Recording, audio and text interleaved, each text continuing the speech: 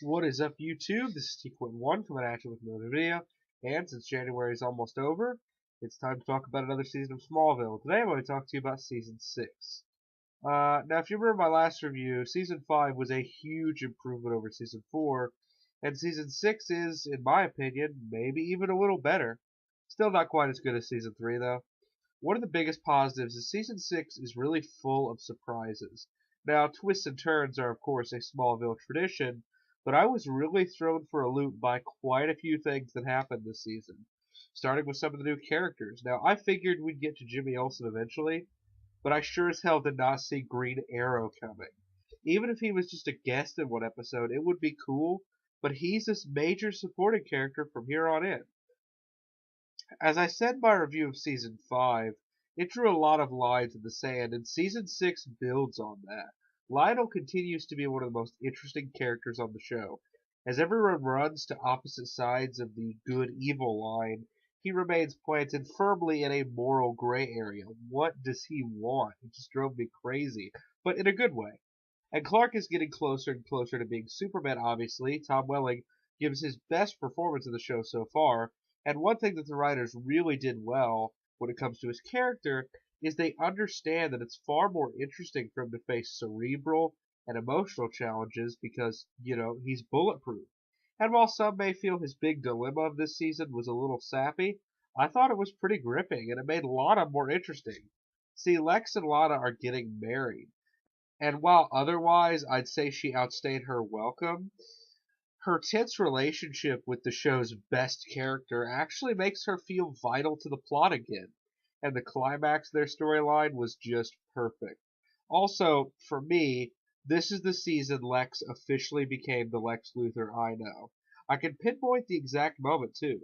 The ending of the episode Subterranean. Now, this is actually one of the weakest episodes of the season, but it ends with this shot of Lex walking out of his lab, and my god, it is one of my favorite scenes in the whole show. The music is fitting, the lighting is perfect. This scene is Lex.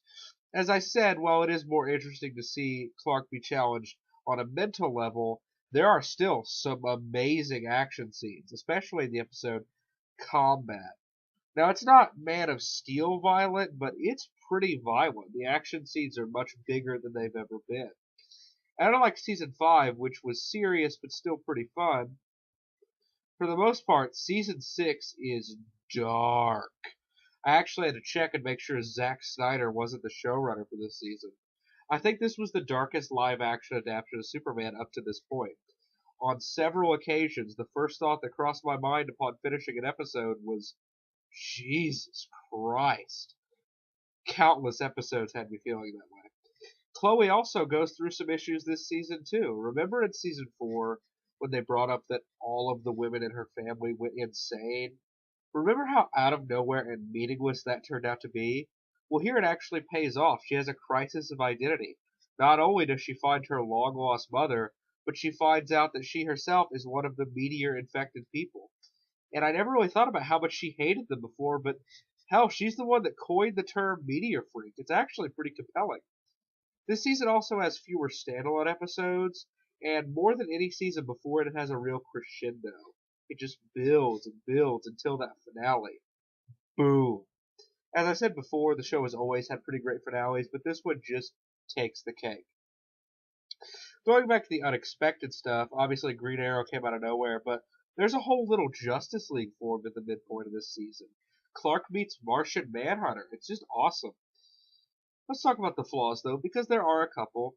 Not every episode works. As I said, Subterranean outside of the final shot is pretty weak, and I don't know why everyone was going nuts over that episode Crimson. I actually found it kind of cheesy.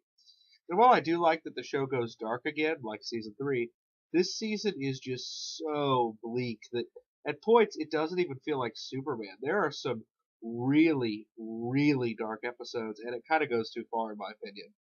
Oh, and the effects are still less than special, although they are better than previous seasons. So all in all, Smallville Season 6 is a hell of a ride. I'm going to give it a 9.5 out of 10. This is T1 signing out.